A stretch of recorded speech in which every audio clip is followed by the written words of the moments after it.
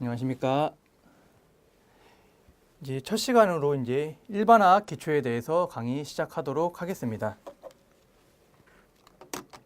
우선 첫 번째로 물질의 3상태에 대해서 들어가도록 하겠습니다. 이 모든 물질은 세 가지 상태로 존재를 하죠. 첫 번째로 고체, 그 다음으로 액체, 다음으로 기체, 이렇게 존재를 합니다. 그러면 예를 들어서 우리가 물이라는 물질을 가지고 세 가지 상태 다 알고 있고 다 어떤 상태인지 알고 계시죠? 첫 번째, 물이 고체로 있으면 우리가 무엇이라고 부르죠? 얼음. 물이 액체 상태로 존재한다. 그러면 우리가 그냥 물이라고 부르죠. 물. 물이 이제 팔팔 끓어서 기체가 돼요. 그것을 우리가 이제 수증기라고 부릅니다. 이렇듯이 모든 물질은 자연 상태에서 이 세 가지 상태로 존재를 합니다. 물 말고 다른 물질 같은 경우에도 이렇게 세 가지 상태로 존재할 수 있죠. 철 같은 경우에 쇠, 우리 자연 상태에서 일반적인 상태에서 고체로 존재하는데 그것을 이제 끓여가지고 액체가 만들면 그거 가지고 모양을 성형해서 사람들이 쓰기 좋은 모양으로 책상 다리도 만들고 안 그러면 에어컨도 만들고 하겠죠. 더 끓이면 이것도 철과 같은 이런 금속도 수증기 기체로 돼서 날아갑니다. 그러면 우리가 이제 이 고체, 액체, 기체 세 가지 상태를 화학적으로 설명을 하면 고체는 뭐죠? 고체는 고체. 얼음이라고 봅시다. 얼음. 모양이 어때요? 모양. 얼음은 이렇게 굴리고 저리 굴려도 깨지지가 않는다고 하면 모양이 일정하죠?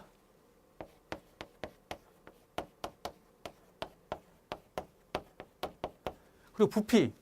일단 얼음이 이렇게 딱 있으면 어떻게 굴리고 하건 일정한 부피를 가지고 있죠.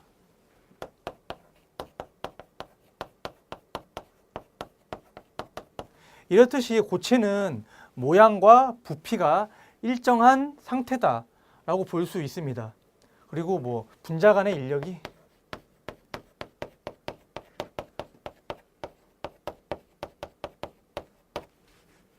센 상태다. 이렇게 말할 수가 있겠습니다. 다음으로 액체. 여러분들 시중에 파는 일반적인 페트병 생각하시면 되겠습니다. 페트병. 페트병 이렇게 찌그러뜨리면 모양 바뀔 수 있죠. 그리고 물을 컵에다가 다 따라버려요. 큰 통에다가. 그러면 페트병에 있는 모양과 접시에 냄비에 담긴 모양이랑 달라질 수가 있겠죠. 이렇듯이 모양이 일정하지 않다. 허나 부피는 어떻습니까?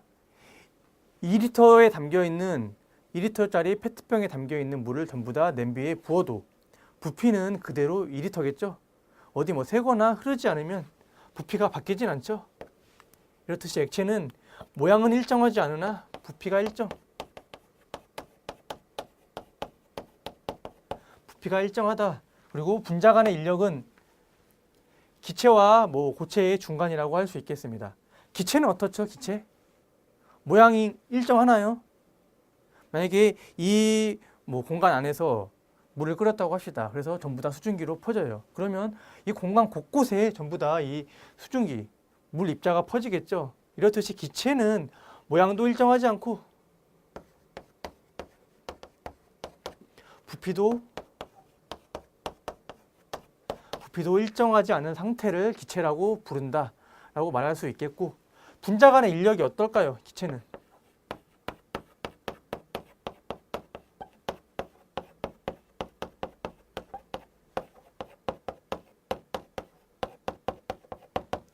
분자 간의 인력이 약하죠. 그래서 서로 잡아당기는 힘이 없으니까 사방으로 다 퍼진 상태겠죠. 고체는 분자 간의 인력이 매우 세서 딱 일정한 모양을 가지고 있죠. 그래서 우리가 이제 화학적으로 고체와 액체, 기체 이해하려면 모양 그리고 부피 그리고 분자 간의 인력 이 세 가지로 설명을 할 수가 있습니다. 그러면 고체, 액체, 기체 이 세 가지 상태에서 한번 고체가 액체가 될 때 또는 액체가 고체가 될 때, 액체가 기체가 될 때, 뭐 기체가 고체가 될 때 어떻게 부르는지 한번 알아보겠습니다. 첫 번째, 액체가 고체가 된다. 우리 이런 말 많이 하죠. 어떤 뭐 액체, 뭐 음식도 될 수 있고 음료수 같은 게 있을 수도 있고 이게 굳어버려요. 그럼 뭐라고 하죠? 액체에서 고체가 된다. 응고라고 하죠. 응고. 그럼 고체에서 액체가 되는 거는 뭐 이제 가장 간단하게 우리가 녹는다고 하죠. 녹는다. 이걸 화학적인 용어로 융해라고 합니다. 융해. 그리고 액체가 기체가 된다. 기화라고 합니다. 기화. 기체화 된다. 반대로 기체에서 액체가 되면 액화. 그리고 고체에서 기체가 되고 기체에서 뭐 고체가 되는 둘 다를 그냥 승화라고 합니다. 승화. 그러면 이제 서로 상태 간 이동할 때 뭐라고 부르는지 다 이제 알 수 있겠죠. 뒤에 나오는 내용 중에서 뭐 융이란 말이 나오거나 아니면 뭐 액화라는 말이 나오거나 승화라는 말이 나오면 우리가 이제 어떤 상태에서 어떤 상태로 변하는구나. 고체에서 기체로 가는 경우에는 승화라고 하는구나 라고 알 수 있겠죠. 우리가 고체에서 기체로 가는 경우 몇 가지 물질 알 수 있죠. 승화되는 경우 어떤 것이 있을까요? 화장실에 나프탈렌 이렇게 걸어놓는 경우 있죠. 그거 나프탈렌 어떻게 생겼어요?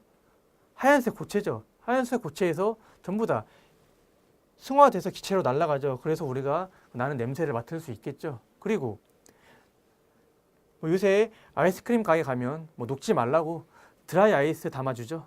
네모난 이렇게 연기 폴폴폴 나는 거 있죠. 드라이 아이스. 그것도 고체에서 한 번에 액체 과정을 거치지 않고 기체로 한 번에 날아가 버리죠. 이것을 승화라고 한다. 그러면 이제 여러분들이 뭐 응고, 융해, 기화, 액화, 승화란 말을 이제 전부 다 이해할 수 있습니다.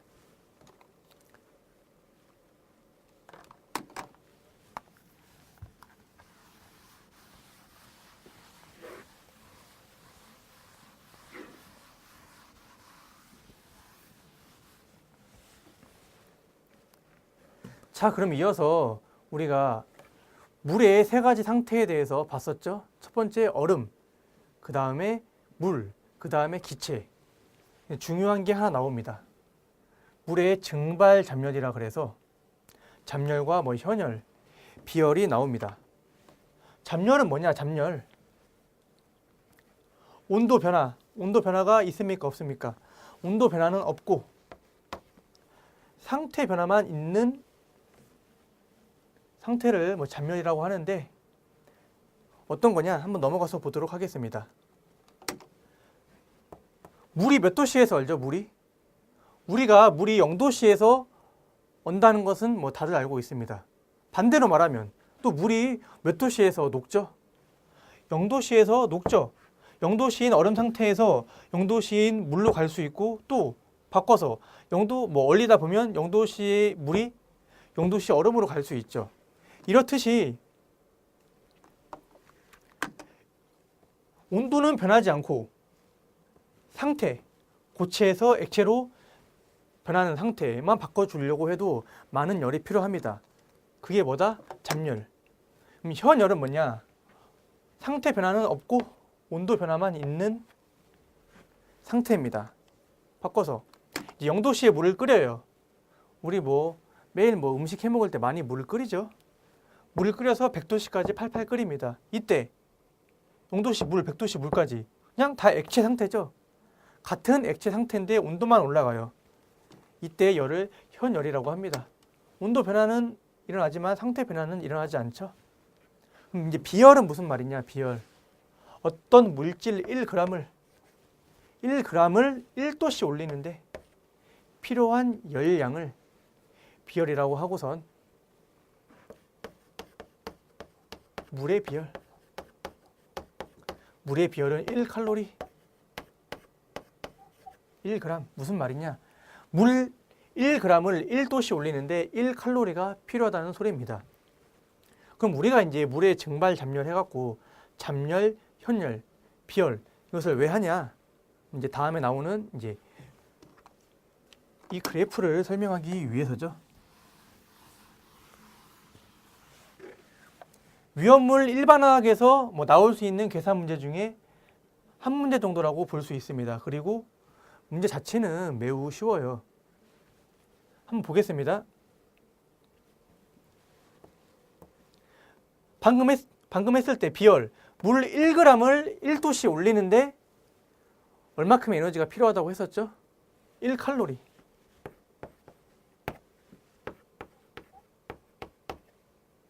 1도씨 올리는데 1칼로리가 필요합니다. 그러면 만약에 지금 물 1g을 지금 얼음 상태에서 물, 그리고 물에서 끓는 물에서 수증기로 바꾼다고 합시다. 그러면 얼마만큼의 에너지가 필요한지 우리가 한번 보도록 하겠습니다. 우선 0도씨 물에서 100도씨 물까지 현열이 필요하겠죠. 현열. 1도씨 올리는데 1칼로리. 그러면 0에서 100이니까 100칼로리가 필요합니다. 100칼로리가. 그리고 우리가 이제 앞에서 봤던 잠열. 고체가 액체 되는 걸 뭐라 그랬죠? 융해라 그랬죠? 융해.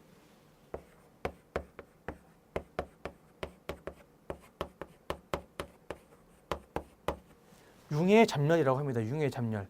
뭐냐? 우리가 이 얼음을 물로만 바꾸는데도 많은 에너지가 필요합니다. 온도는 그대로예요.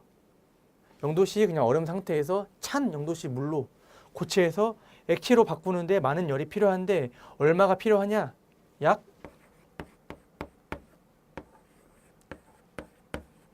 80칼로리가 필요합니다. 어느 정도 에너지냐면 0도씨의 물을 80도씨 뜨거운 물까지 올리는 데만큼 필요한 에너지가 얼음에서 물로만 바꾸는데 이만큼 필요하다는 소리입니다. 상당히 큰 에너지죠. 그리고 이제 물이 100도씨까지 뜨거운 물로 올라갔어요. 그리고서 이제 물을 수증기, 물 끓으면 뽀글뽀글 올라오죠. 이제 수증기가. 그 수증기 상태로 만드는데 얼마만큼의 에너지가 필요하냐? 이것을 뭐라 그래요? 액체에서 기체 되니까 기화 잠열이라고 해서 약 539 칼로리가 필요합니다. 뭐 상당한 많은 에너지가 필요하죠. 그러면 이제 시험 문제에서 어떻게 나오냐? 시험 문제에서 이것을 우리가 왜 공부하고 시험 문제에서 어떻게 나오길래 우리가 이거를 봤냐? 한번 보면 뭐 이런 식으로 나와요. 문제가 약 물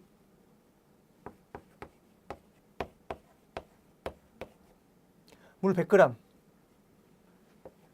물 100g을 0도씨 얼음 상태에서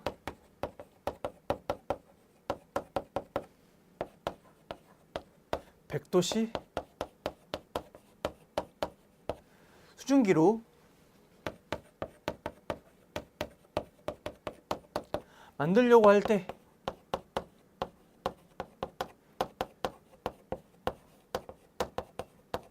필요한 칼로리는, 그러면 다 더해주면 되겠죠. 우선 1g을 이렇게 가열시키는데 이 정도 에너지가 필요하다고 했었습니다. 근데 지금 일단 볼게요. 물 100g이죠. 그러면 곱하기 100 해주면 되겠죠. 얼음에서 물 갈 때 80, 0도씨 물에서 100도씨 갈 때 100, 그리고 100도씨 물에서 수증기로 갈 때 539. 다 더하면 얼마다? 719 칼로리가 나온다. 그런데 이거는 1g일 때 719 칼로리가 필요하다는 소리겠죠. 그런데 문제에서 만약에 100g을 이렇게 바꾸는데 얼마가 필요하냐 하면 곱하기 100 하면 값이 나오겠죠. 정답은 얼마냐? 71,900 칼로리 이렇게 나오고, 혹시나 이런 잔열, 비열 계산하는 문제가 나오면 이렇게 풀면 되겠습니다. 위험물에서 나올 수 있는 몇 가지 계산 문제 중에 한 가지 형태인데, 융해 잠열과 기화 잠열만 알고 있으면 여러분들 문제 푸는데 전혀 어렵지 않습니다.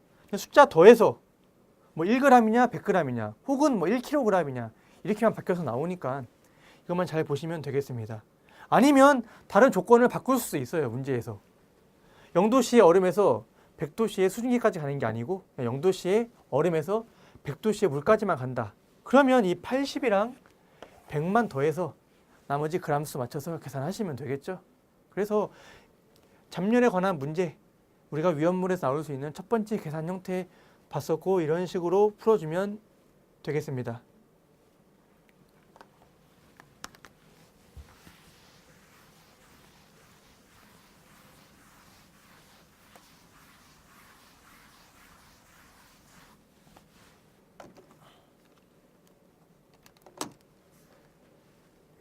다음으로 이제 화학에서 말하는 이제 온도, 뭐 압력 이렇듯이 단위에 대해서 알아보도록 하겠습니다. 우리가 흔히 온도라고 하면 도시 온도 하죠. 뭐 오늘이 뭐 날씨가 25도다. 아니면 오늘이 뭐 영하 10도다. 이런 식으로 항상 몇 도씨, 몇 도씨, 몇 도씨 도시라고 말을 합니다. 도시. 그럼 도시는 뭐냐?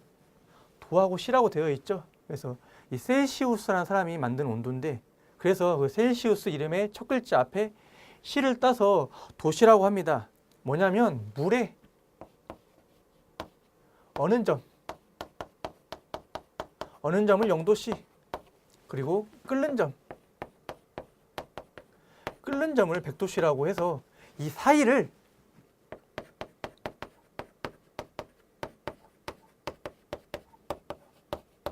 이 사이를 100등분한 겁니다. 0도씨에서 딱 어네 그리고 100도씨에서 딱 끓래. 그래서 이 사이를 딱 100등분 정확하게 단계별로 이렇게 끄는 거죠.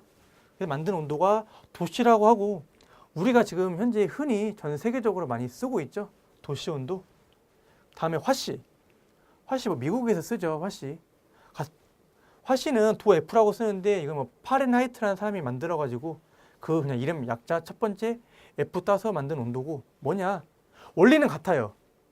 물 어는 점을 32도 F 끓는 점을 212도 F로 해서 이 사이를 180등분한 온도를 화씨 온도라고 합니다. 사실상 뭐 특정 나라에서 쓰고 잘 나오진 않습니다. 거의 전 세계적으로 도시 온도를 많이 쓰기 때문에 이것만 보시면 되고 뭐 시험에서도 이 화씨 온도에 대해서까지 뭐 잘 나오거나 그러지는 않습니다. 중요한 게 뭐냐? 중요한 게 화학에서는 가장 중요한 게 절대 온도입니다. 절대 온도. 모든 계산할 때도 다 절대 온도를 기준으로 계산을 합니다. 당연히 우리 이제 위험물 기능사에서 나오는 온도 문제도 이 절대 온도를 기준으로 해서 계산하니까 잘 알아두셔야 되겠죠? 그럼 절대 온도는 뭐냐? 뭐 가장 간단하게 설명하면 더 이상 낮출 수 없는 최저의 온도. 왜 더 이상 낮출 수가 없냐? 아까 앞에서 봤듯이 물질의 상태에 따라서 고체, 액체, 기체로 나뉘죠. 고체는 뭐예요? 분자 간의 인력이 세서 거의 모든 운동을 하지 않는 거고 기체는 가장 운동이 활발한 상태죠. 우리가 알고 있는 한 모든 물질은 절대 온도. 이 절대 온도에서 아무 운동을 하지 않습니다. 모든 물질이 운동을 멈춰요. 그것을 절대 온도라고 하고 당연히 0K라고 합니다. 0K. 그리고 여기서부터 기준으로 해서 조금씩 올라갈 때마다 이제 이런 물질들, 분자들이 운동을 하는 거예요. 그러면 이제 도시와 절대 온도와의 관계는 어떻게 되냐? 0K가 마이너스 273도씨예요. 영하 273도씨겠죠?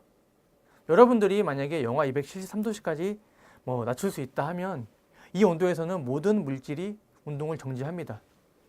바꿔 말하면 0도씨는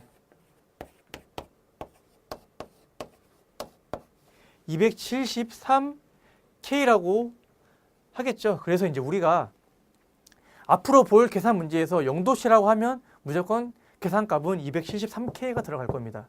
그래서 잘 알아두셔야겠죠. 그리고 국제 단위예요. 그리고 절대 온도, 온도의 단위. 화학에서는 이제 절대 온도 항상 앞으로 나옵니다. 그냥 온도가 이제 문제에서 나올 경우 있어요. 0도씨다. 그러면 그냥 자동으로 무조건 273K가 나와야 되고, 25도씨다.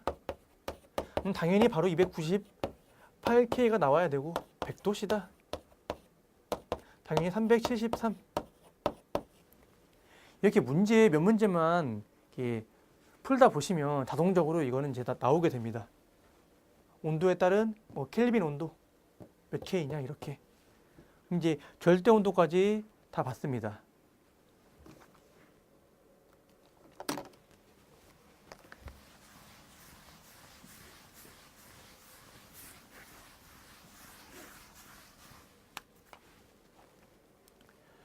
다음에 이어서 이제 압력에 대해서 보실 차례인데요. 압력이 뭐죠, 압력? 우리가 뭐 대기압이라고 해갖고 무슨 뭐 고기압, 저기압 이런 말도 있고, 1기압 이런 말 많이 쓰죠. 압력이란 서로 미는 힘이에요. 제가 지금 양손을 이렇게 밀고 있죠. 이 사이에도 압력이 발생합니다.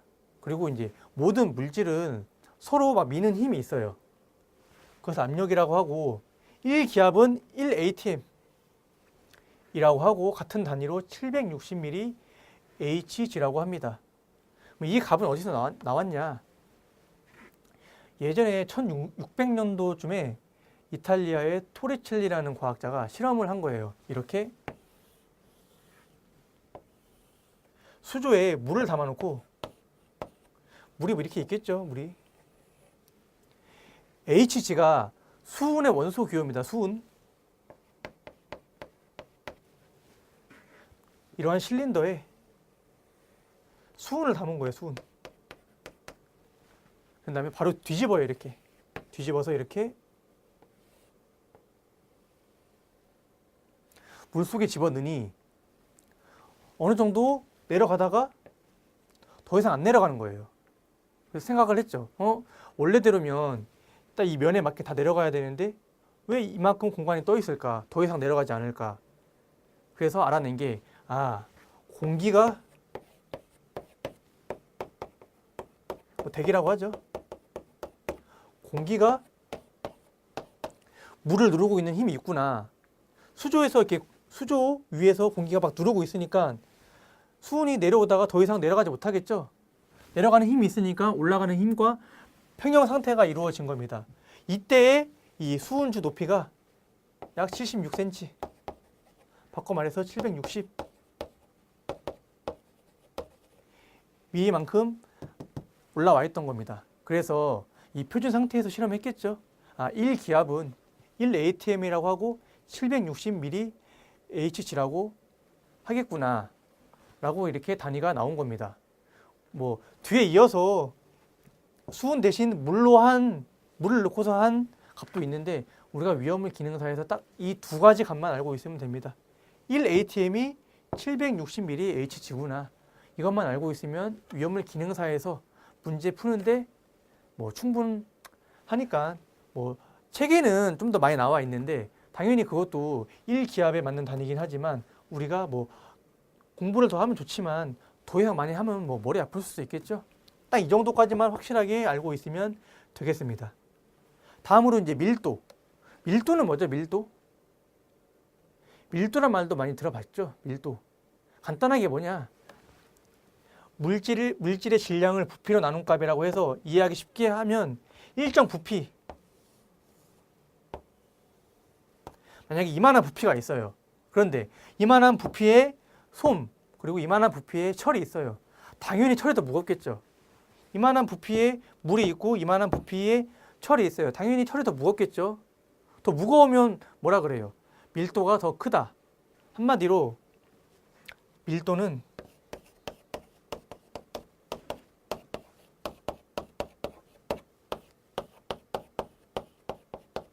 부피분의 질량이라고 계산하면 되고, 이렇게 쓰면 되고, 그러면 부피가 일정하다면 질량이 더 크면 밀도가 커지겠죠. 그래서 밀도에 따라 밀도가 1보다 크면 물의 밀도가 1이니까 물보다 무겁다라고 알 수 있겠고, 만약에 밀도가 1보다 작다 그러면 물보다 가볍다라고 생각할 수 있겠죠. 밀도감만 보고 물에 가라앉을지 물에 뜰지 우리가 알 수 있는 겁니다. 다음에 이어서 이제 물질에 대해서 보도록 하겠습니다. 물질은 우리가 순물질과 혼합물로 구분을 하죠. 순물질 어떤 거 있어요? 순물질. 그냥 우리가 순물질이라고 하죠. 아니 뭐 산소, 뭐 이산화탄소 이런 것들 뭐 섞이지 않는 것들을 순물질이라고 합니다. 화학에서는 순물질과 혼합물을 어떻게 구분을 하냐? 순물질은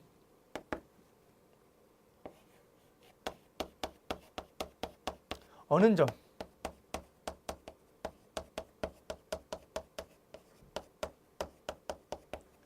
어는 점과 끓는 점이 일정할 때 순물질이라고 합니다. 우리 물 몇 도씨에서 얼죠? 물은 항상 0도씨에서 얼죠. 물 항상 100도씨에서 끓죠. 그래서 물을 순물질이라고 합니다. 혼합물은 뭐냐? 혼합물. 우리 물에 알코올을 섞으면 눈으로 구분할 수 있나요? 일단 구분은 안 되죠. 알코올이 물에 녹죠. 물에다 알코올 녹인 게 우리가 가장 흔히 볼 수 있는 게 소주죠, 소주. 소주 보면 우리가 물과 알코올, 어디까지가 물이고 어디까지가 알코올인지 구분하기 힘들겠죠. 그런데 두 개, 소주를 끓이면 어떻게 될까요? 두 물질의 끓는 점이 달라서 알코올이 약 77도씨에서 끓으니까 끓다 먼저 다 증기가 돼서 날아가겠죠, 알코올이. 그 다음에 남는 거는 물. 이렇듯이 혼합물은 어는 점, 끓는 점이 일정하지 않은 물질을 혼합물이라고 합니다. 어떤 게 있죠? 뭐 소금물 같은 경우에도 있고, 뭐 술 같은 경우에도 혼합물이고, 뭐 우유 같은 경우에도 혼합물이죠. 그래서 어는 점, 끓는 점으로 구분을 합니다.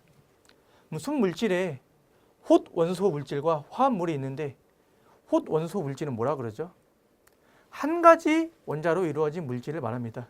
예를 들어서 산소, 수소, 질소 한 가지 원자로만 이루어져 있죠. 이런 것들을 홑 원소 물질이라고 하고, 화합물은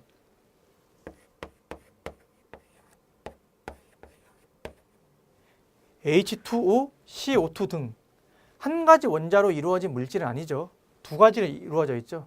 수소와 산소, 그리고 이거는 탄소와 산소.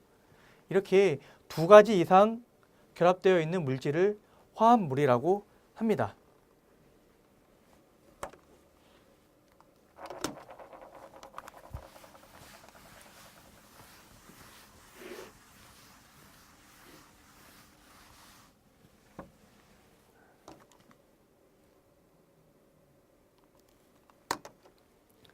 우리가 여기까지 해서 화학의 뭐 기초적인 내용, 뭐 단위나 뭐 고체, 액체, 물질의 상태, 뭐 온도, 압력, 밀도, 뭐 물질에 대한 용어까지 정리했었고, 이제 다음 시간에 이어서 이제 원자와 분자, 그리고 주기율표 화학 반응에 대해서 보도록 하겠습니다.